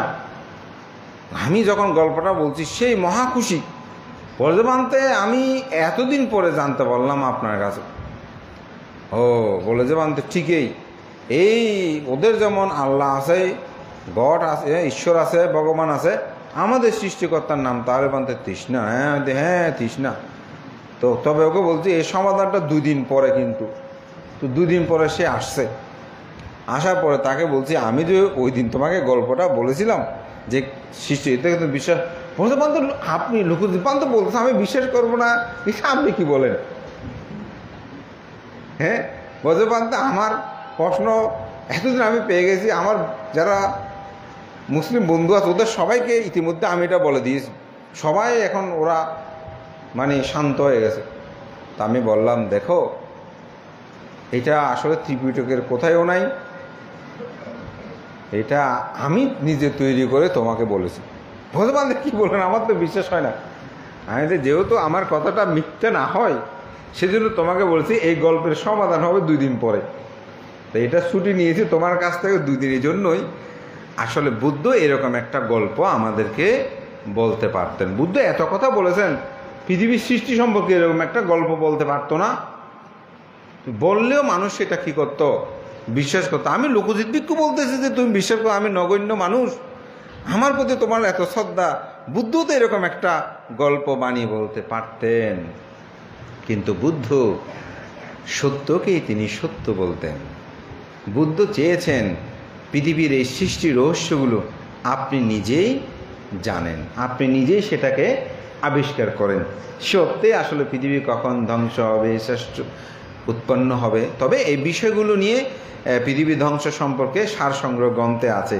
সেখানে 7টি সূর্যের উদয় হবে, এগুলো আস্তে আস্তে প্লাবিত হবে, মানুষ এখান থেকে কিছু মানুষ স্বর্গে উৎপন্ন হবে যারা পুণ্যবান, বাকিগুলো এখানে ধ্বংস। এরকম একেবারে যে ব্যাখ্যা নেই তা না, কিছু ব্যাখ্যা কিন্তু আছে। তবে প্রপার যখন আপনি যুক্তিতর্কের মধ্যে যাবেন তখন কিন্তু বুদ্ধ সেখানে এগুলোকে অবান্তর হিসেবে ঘোষণা করেছেন। তো আসলে সময় আমাদের শ্রদ্ধেয় ভান্তরা আছেন, আমি এখান থেকে চট্টগ্রামে যাব, আবার এখান থেকে ঢাকা যাব, অনেক লম্বা আমার প্রোগ্রাম পড়ে গেছে, আমি আর বাড়াচ্ছি না আমার কথা। এখানে অনেকগুলো প্রশ্ন, গৌতম বুদ্ধ আশ্চর্যজনক ঘটনাগুলো কেন পূর্ণিমা তিথিতে ঘটেছিল। আসলে পূর্ণিমা তিথিটা এখানে 2টি গণনা আছে, একটা হচ্ছে সূর্যকে নিয়ে গণনা, একটা হচ্ছে চন্দ্র গণনা।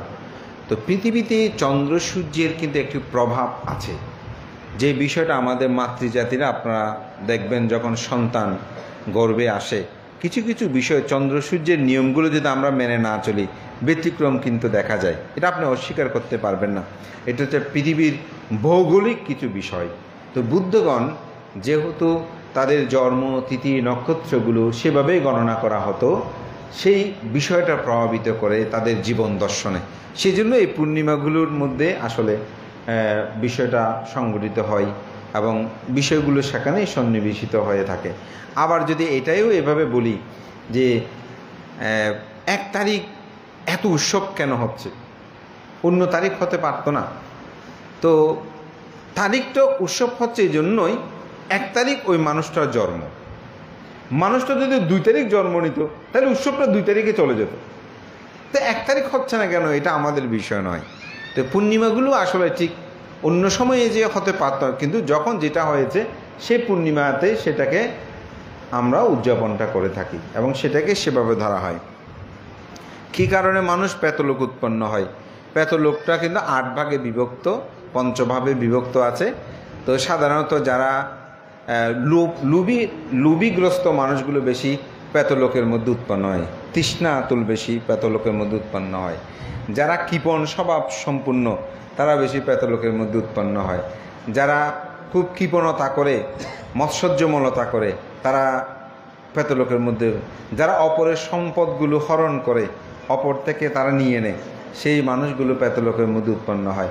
প্রেত মানবগুলো সেরকম অনেক সময় কিন্তু দেখা যায়, বোঝা যায়, উপলব্ধি করা যায়। এবং তারা অপরকে দেয় না, ক্ষুধার্ত হয়ে থাকে সবসময়, এরকম মানুষ আছে। তো এরা সাধারণত প্রেতলোকের মধ্যে পাপকর্ম সম্পাদন করলে তবে ক্ষেত্র বিশেষ কিছু পরিবর্তন তো আছেই। ধর্মান্তরতে রোধে করণীয় কর্তব্য, খুব চমৎকার। এই প্রশ্নটার যদি আরও আগে পেতাম আমার জন্য খুব ভালো হতো। বুদ্ধের মহাপরিমাণ লাভ করার পর দিব্য চক্ষু সম্পূর্ণ উদ্যাস্তবের কীভাবে জানতে পারলেন? তিনি ধ্যানে চক্ষু, সামন্ত চক্ষুটা শুধুমাত্র বুদ্ধদের থাকে, এই সামন্ত চক্ষু তো অন্য কারো থাকে না। সামন্ত 5 প্রকার চক্ষের মধ্যে সামন্ত চক্ষু অর্থাৎ সমস্ত চক্রবাল সম্পর্কে বলতে পারে। অরহত হলে যে সমস্ত চক্রবাল সম্পর্কে বলতে পারবে তা না, বুদ্ধগণ মাত্র সমস্ত চক্রবাল সম্পর্কে বলতে পারে। সেই জন্য বলতে সামান্তা সাক্ষু সম্পূর্ণ। আমি গাথা দিয়ে শুরু করেছিলাম, এটা বলবো আমার দেশনার শেষে। তো সেজন্য সামন্ত চক্ষুটা বুদ্ধগণ ছাড়া অন্য কারো থাকে না। তিনি দিব্য দৃষ্টি সম্পূর্ণ হয়ে অনুরুদ্ধাস্তব এটা দেখেছিলেন। তো ধর্মান্তর রোধটাই আমি বলে আমার দেশনার শেষান্তে যাব।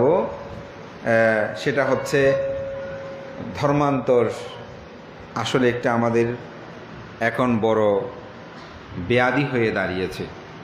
আমাদের ছেলে মেয়েগুলো ধর্মান্তরিত হচ্ছে।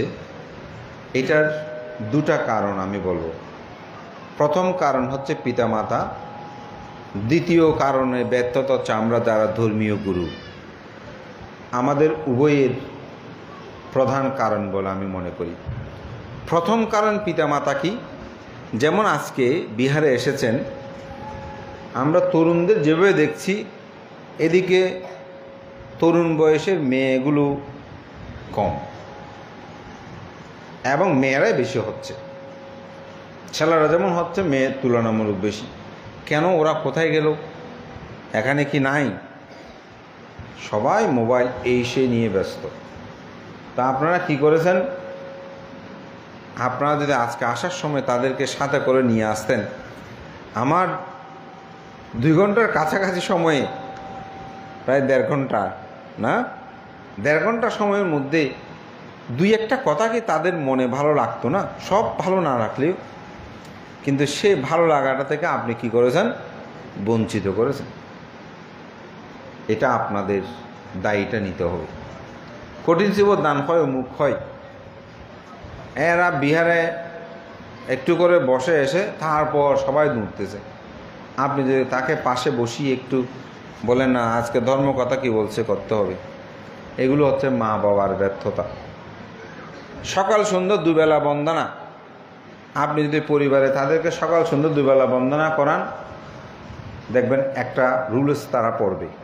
কিন্তু আপনারাও অনেক আছে, আপনারাও করেন না, তাদেরকেও করান না। পঞ্চশীল প্রার্থনা, বুদ্ধ বন্দনা, ইতিপিছু এগুলো ওরা ঠিক মতো জানে না। আপনি কি করতেছেন? দিনরাত শুধু কলেজ বা সিটি বিশ্ববিদ্যালয় এগুলোর জন্য ধুঁকতেছেন। দেখেন তো কয়জনে হাতে ধরে আপনারা বিহারের ধর্ম শিক্ষার জন্য নিয়ে এসেছেন? কয়জন আছে? কয়জন আছে? ধর্ম গানের ক্লাসে আপনি নিয়ে যাবেন, কিন্তু ধর্ম ক্লাসে আপনি তাদেরকে নিতে পারবেন না। নজরুল বৃত্তি, কবিবৃত্তি, গোষ্ঠীবৃত্তি, ওগুলোতে বৃত্তিগুলো দেওয়ার জন্য, অথচ একটা সার্টিফিকেট দেয়, আর তেমন কিছু না, ওগুলো দেওয়ার জন্য পাগল হয়ে যাবে। কিন্তু আমাদের যদি শাসন কল্যাণ ধর্মীয় শিক্ষা বা ভিক্ষু সমিতি যদি পরীক্ষা নেয়, এখানে ঘরে গিয়ে ডাকতে ডাকতে ডাকতে ডাকতে অবস্থা খারাপ। তো এখন এই ছেলে মেয়েগুলো বিপদগামী হবে না, কে হবে? এই দায়গুলো আপনাদেরকে নিতে হবে। আমি আমার অনেক দেশনায় বলেছি, গিয়েছি, বজবান্তে আমার ছেলেকে একটু আশীর্বাদ করবেন, আমার অমুককে একটু আশীর্বাদ করবেন। তো কোথায় ওরা? বজবান্তে ছেলেটা রাত জেগে লেখাপড়া করছে, তো ওই জন্য বান্তে এখনও ঘুমাচ্ছে। হয়টা সয়েন টোয়েন খেতে খেতে 7টা পার হয়ে গেছে। তো মেয়েটা বান্তে একটু আগে আপনার সামনে দিয়ে গেছে যে সয়েন খাওয়ার সময়, আপনি সয়েন খাচ্ছেন তো ওই জন্য আর বন্দনা করতে বলি নাই যে ওইটাই আমার মেয়েটা। তো কোথায় গেছে? বলতে বান্তে ওর কোচিং আছে তো ওই জন্য। তা আমি আশীর্বাদ কোথায় করব? একটা ঘুমাচ্ছে, একটা কোচিংয়ে চলে গেছে। এখানে স্বামী স্ত্রী আর একটা কোন আত্মীয় আসছে, সেই আশীর্বাদ চলে যাবে ওখানে। তো ওই একটা দিন 2-3 মাস বা 6 মাস পরে বান্তাদের ফান করলো, সেদিন যদি তাদেরকে সামনে বসিয়ে তোরা আজকে কোনো কলেস্ট্রল যাবি না, প্রতিদিন যাচ্ছ, কত বিয়ে শাদিতে 3-4 দিন ছুটি নিয়ে যাচ্ছে না, ওখানে বসে তোমরা এভাবে বান্তেকে পরিবেশন করো, বান্তের সাথে কথা বলো, তোমাদের কিছু জানার থাকলে প্রশ্ন করো, বান্তে আজকে আমার ছেলে মেয়েদেরকে একটু ধর্ম কথা বলেন, মা বাবাকে কি করতে হয়, কেমন করতে হয়, এই শিক্ষাগুলো দেন। আছে? নাই। এগুলো হচ্ছে আপনাদের ব্যর্থতা, এগুলো হচ্ছে কি আপনাদের ব্যর্থতা। তো আমাদের ব্যর্থতা কি? আমাদের ব্যর্থতা বলতে গেলে তো অনলাইন বান্তরও আমাকে ধরবে। তা আমাদের ব্যর্থতা হচ্ছে আমরাও অনেকে আগ্রহী নই। একটু ধর্ম শিক্ষায় শিক্ষিত করব, আগ্রহ নেই। স্বয়ং খাচ্ছি, দান ধর্ম দিচ্ছি, এগুলো আমরা চলতেছি, মন্ত্র দিচ্ছি, কে আসবে না আসবে, কে কোথায় যাচ্ছে, এরকম নিয়ে চিন্তা করো যে ভিক্ষু সংখ্যাটাও কম, যেটা সত্যি কথা। একটু চকলেট অমুক সমুক এগুলো দিলে ভালো, এগুলো আমরা অনেক সময় উদাসীন হয়ে যাই। তো যার কারণে আমাদের ছেলে মেয়েগুলো বিপদগামী হয়ে যায়, আমাদেরও এটা ব্যর্থ। আমরাও তারপর ধর্মীয় অনুষ্ঠানগুলোতে আমরা ওদেরকে কিছু করণীয় কর্তব্য আছে, যেমন পঞ্চশীল প্রার্থনাটা আমরা ওদেরকে দিয়ে করাই, তরুণ যারা আছে ছেলে মেয়েগুলো, ওদেরকে তো উৎসাহিত করি। আপনারা তাদেরকে সামনে আগিয়ে আনেন। এখন না, বৃদ্ধরা কি করে, বান্ধবীরা একটু এখানে ব্যর্থতা আছে, ওদেরকে সামনে, আমাদের চলাফেরার মধ্যে, আমাদের কথাবার্তার মধ্যে একটু ব্যর্থ। আমরা একটা মেয়ের সাথে, একটা ছেলের সাথে আমরা কিভাবে কথা বলবো, তাদের সামনে আমাদের আচরণগুলো কীরকম হবে, তখন কিন্তু সেগুলো তারা লক্ষ্য করে। এই বিষয়গুলো আমাদের সচেতন হতে হবে। আমরা যখন তাদের যখন তুচ্ছ তাচ্ছল্য করে ভয় দেখাই, হেই সেই এটা এমন কথা এসে, তখন কিন্তু তারা ভয় পেয়ে যায়। তখন তারা আর বিহার আসতে কী যাবো, বান্তের সামনে গেলে ভয় লাগে, তখন ওরা আমাদের সাথে খুব আন্তরিক হচ্ছে না। তো শিক্ষক ছাত্র কিন্তু খুব আন্তরিক হতে হবে। এখানে আমাদের কিছু অবশ্যই ব্যর্থতা আছে, আর আমরা ফাং করতে করতে আসলে আমরা পাই। যেমন আজকে আমার বিহারে শুক্রবারে প্রায় 200-এর মতন ছাত্রছাত্রী হয়। তা আমি শুক্রবার শনিবার করছিলাম, এখন বন্ধ তুলে দেওয়াতে শুক্রবার নিয়ে আসছি আবার, এখন আমি উপস্থিত স্বাভাবিকভাবে। এভাবে আমাদের উভয়ের কিছু ব্যর্থতা আছে। তবে এই ব্যর্থতাগুলো বলছি এই জন্য, এগুলোতে যেন আমরা উত্তোলন হই। মা বাবারও সচেতন হতে হবে। বিক্ষোভও অনেক সময় চাইলেও মা বাবারা পাঠায় না। তো আমি বেশি মা বাবাদের কেন দোষ দিচ্ছি, কারণ আমাদের সাথে তো 2-1 ঘন্টা দেখা হয়, অনেকে বছরে 6 মাসে একবার আসে, কিন্তু সার্বক্ষণিক আপনাদের সাথে থাকে। তাই আমি মনে করি আপনাদের সবার সচেতন হওয়া দরকার। তো আজকে শিলকুপ বৌদ্ধ কল্যাণ সংস্থাকে ধন্যবাদ জানাই। ওরা যখন আমার সাথে আলোচনা করেছিল, আমি বলেছিলাম আসলে ধর্ম দেশনতা একেবারেই করে যে সবাই শুনে সাধুবাদ দেয়, কিছু প্রশ্ন উত্তর করলে হয়তো আমরা আলোচনা করতে পারি। তো যাই হোক, আমার মনে হয় আজকের আলোচনায় আমারও কিছু বিষয় খুব ভালো লেগেছে। যেমন একটা প্রশ্ন আমাকেও তাড়া করছে, বুদ্ধ কেন পূর্ব দিকে বসলেন, এই কারণটা আমার খোঁজার জন্য আমাকে তাড়িত করেছে। তাহলে আপনারা প্রশ্ন করেছেন বলেই আমার মনে কিন্তু এটা জাগ্রত হয়েছে। হ্যাঁ, স্বাভাবিক, এরকম অবশ্যই। এটাকে বলা হয় ধাম্মা সাকাস্সা। আজকে ধর্ম দেশনাও হলো, ধাম্মা সাকাস্সা হলো। তো বাঁশখালী কেন্দ্রীয় শিলকুপ চত্ব বিহার, আমার পরম গুরু আরাধ্য সেই রত্নপ্রিয় মহস্তবীর স্মৃতিধন্য ওনার গুরুর সেই প্রতিষ্ঠান। এখানে সংঘরাজ অবৈতিষ্য মহস্তবীর, জ্ঞানপাল মহস্তবীর এবং পরবর্তীতে আমাদের শ্রদ্ধেয় কর্মবীর দেবমিত্র মহস্তবীর মহোদয়, তিনি তার জীবন যৌবন সমগ্র উৎসর্গ করে এই প্রতিষ্ঠানকে নান্দনিক করেছে। বাংলাদেশে অনেক বিহারে এরকম 3 দিন ব্যাপী অনুষ্ঠান হয় না, আমরা শহরে থেকেও করতে পারিনি, কিন্তু আমাদের শ্রদ্ধেয় দেবমিত্র বান্তে, আমি বললাম বাঁশখালীর মতন একটা জায়গায়, এখানে আমাদের শহর হিসাব করলে প্রত্যন্ত বলা যায়, এখানে তিনি বুদ্ধ পূর্ণিমাকে 3 দিন উৎসবে পরিণত করেছেন। প্রথম দিন 22 তারিখ তিনি সবে অষ্টশী পঞ্চশীল ধাতু প্রদর্শন সহ কর্ম হলো। শুনলাম গতকালকে 9টা থেকে সকাল 5টা পর্যন্ত বুদ্ধ কীর্তন হলো, আজকে ধর্মদেশনা হলো। তাহলে একজন ভিক্ষু যদি থাকে যোগ্যতম, তার আত্মপ্রচেষ্টা থাকে, তাহলে আমি মনে করি তার যে নান্দনিকতা আসে, ধর্মের জোয়ার আসে, এটা এখানে দৃষ্ট হয়। যেমন এখানে কোনো একটা সঙ্গদান ফাঙে যখন আমরা আসার জন্য চিন্তা করি, সকালবেলা কোনো আর ফাং নিই না, কারণ জানি যে সর্দি ভাঙতে 8:30 9টা বাজে শুরু করবে। তাহলে এটা আপনাদের আর বলতে হয় না, আমরা নিজেরাই সেটা মাথায় রেখেই চাঁদ ঘর থেকে বের হয়ে যাই। এই যে ধর্মীয় একটা চেতনাবোধ, তো এই বিষয়গুলো আমাদের সজাগ থাকতে হবে। আজকে আর সাথে কথা বলবো, যেহেতু ধর্ম দেশে না, বুদ্ধাং বন্দামি, ধাম্মাং বন্দামি, সাঙ্গাং বন্দামি, দ্বিতীয়ম্পে তাতেম্পে বুদ্ধাং বন্দামি, এরকম বলাটা শোভন হয় না। কারণ বুদ্ধকে বলার সময় যদি আমাদের সময় না থাকে, এটা কেমন হবে? তো সেক্ষেত্রে আমাদেরকে বুদ্ধাং বন্দামি, ধাম্মাং বন্দামি, সাঙ্গাং বন্দামি, আহাং বন্দামি সভ্যদা, দ্বিতীয়ম্পি বুদ্ধাং বন্দামি, ধাম্ম তাতিয়াম্পি, এভাবে বলেন। কারণ বুদ্ধের জন্য সময়, আমার দেশনার চেয়ে বুদ্ধের স্মরণটা কিন্তু সবচেয়ে বড়, সেখানে আমি সংক্ষিপ্ত করব কেন? ভিক্ষু আমার কাছে দ্বিতীয়, সুতরাং ভিক্ষুকে বন্দনা করার সময় বুদ্ধা ওকাশা বন্ধে বানতে বলে দ্বিতীয়ম্পে তাতেম্পে বলবো কেন? এটা আমার মনে মনে অনেক দিন ছিল, আমি সাহস করে বলতে পারছিলাম না। তো চট্টগ্রামে বদ্রহাটের একটা সঙ্গদানে সদ্যেও মহামান্য সঙ্গরাজ ভান্তও ছিলেন। তো এক উপাসক এইভাবে প্রার্থনা করেছে। এখন সঙ্গরাজ ভান্তে দেখি বলে দিয়েছে, হয়তো বা তুমি বুদ্ধরে বন্দনা করিবাদের সময় দে না, সময় আরা ধর্মতে সনাতন বড় নয় না বুদ্ধর হতা, তো তোমরা এইবার সময় এই দ্বিতীয়ম্পে তাতেম্পে হইন হইও। তা আসলে আমার কথাটা আমি যেটা মনে মনে ভাবছি, ও তাহলে বানতে যেটা ভাবছে আমার ভাবনার সাথে মিলে গেছে। তো এটা এই জন্য বলছি, এটা ভুল না, হয়তো এটা আমাদের মধ্যে কেউ এটা বলেছে, ওইভাবে আপনারা করছেন, কিন্তু আমি মনে করি আমাদেরকে একটু সচেতন হয়। বুদ্ধের বন্দনার সময় তো অধ্যপক্ষে এটা আমরা বিনয়ের মধ্যে দেখি। আমরা যখন ভিক্ষু বিনয়ে কর্ম সম্পাদন করি, সেখানে কিন্তু দ্বিতীয়ম্পে তাতেম্পে বলা যায় না, সেখানে দ্বিতীয়ম্পে বলে পুরো বলে, তারপর তাতেম্পে সেটা পুরো বলে, সেরকমভাবে এটা করতে হয়। সবার মঙ্গল সুখ কামনা করছি। সাথে সাথে সামন্ত চক্ষু নিয়ে বলেছিলাম না, আমার বন্দনায় সেটা শুরু দিয়ে বলেছিলাম, যখন দেবদত্ত তিনি কি নরকেই গমন করছিলেন, অবিচি নরকে, তখন তিনি একটা বন্দনা করেছিলেন।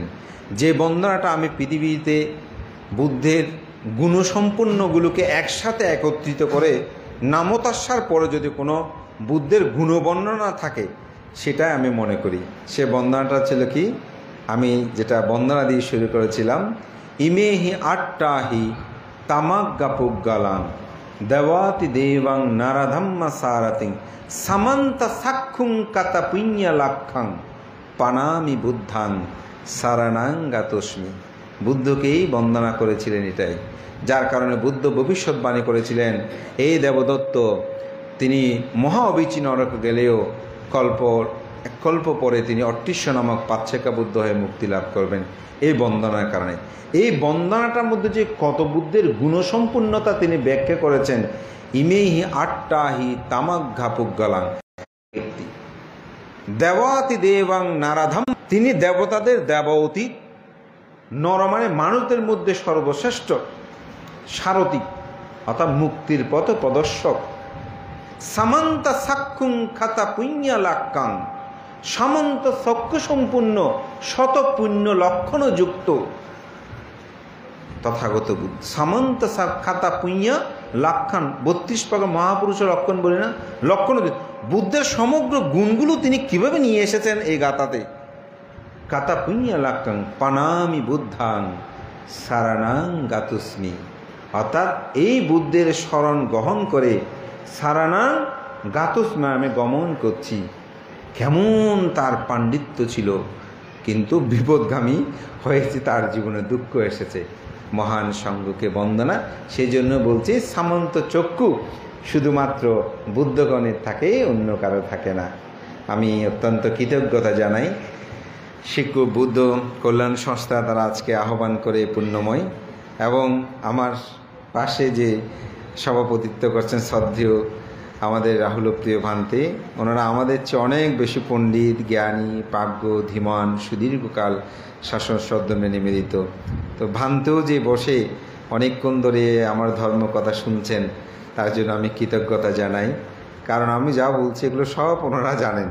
তো জানা মানুষের সম্মুখে বলাটা আসলে খুব কঠিন। তবুও আমি বলবো, বুদ্ধের সেই কথাটি যখন বাক্কুল্যস্তবীর ধর্ম দর্শনা করছেন, বুদ্ধকে দেখে উঠে যাচ্ছিল, বুদ্ধ বলেছিল, আনন্দ তুমি বসো, যদি কল্পকাল ব্যাপী তুমি ধর্ম দেশনা করো, আমি কল্পকাল এই পৃথিবী অবস্থান করব। তো যারা আসলে প্রকৃত ধর্মপ্রেমী, তারা যে ধর্ম দেশনা করুক, তারা সেটা শ্রবণ করে। আমি মনে করি আমাদের সভাপতি ভান্তে আজকে সেরও অনুরূপভাবে আমাদের শ্রদ্ধেয় কর্মবীর দেবমিত্র মহাতের মহোদয়, তিনিও ধীমান পণ্ডিত, সুদীর্ঘকাল শাসন সদ্ধর্মে কাজ করেছেন। হয়তো আমাদের মতন বিভিন্ন জায়গায় গিয়ে তিনি বিবিধভাবে হয়তো একক ধর্মদেশনা করলেও তার কর্মময় জীবনে শাসন সদ্ধর্মের হিতার্থে তার যে জীবন দর্শন, এটিকে আমি সবসময় শ্রদ্ধা জানাই, গভীর শ্রদ্ধা নিবেদন করি।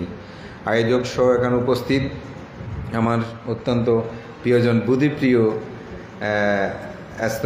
মহস্তবীর মহোদয়, মানে আমার খুব প্রিয়জন এবং এখানে অবস্থান করেন আমাদের শ্রদ্ধেয় ভান্তে দেবমিত্র ভান্তে, যেভাবে ওনাকে আঁকলিয়ে রেখেছেন এবং আমি এটাকে সাধুবাদ জানাই। তিনি বৃদ্ধ বয়সে ভিক্ষু হলেও শিল বিনয়ের প্রতি অত্যন্ত গৌরবশীল, গার্বতাশীল। আমার সাথে বহু আগে থেকেই ওনার পরিচয়।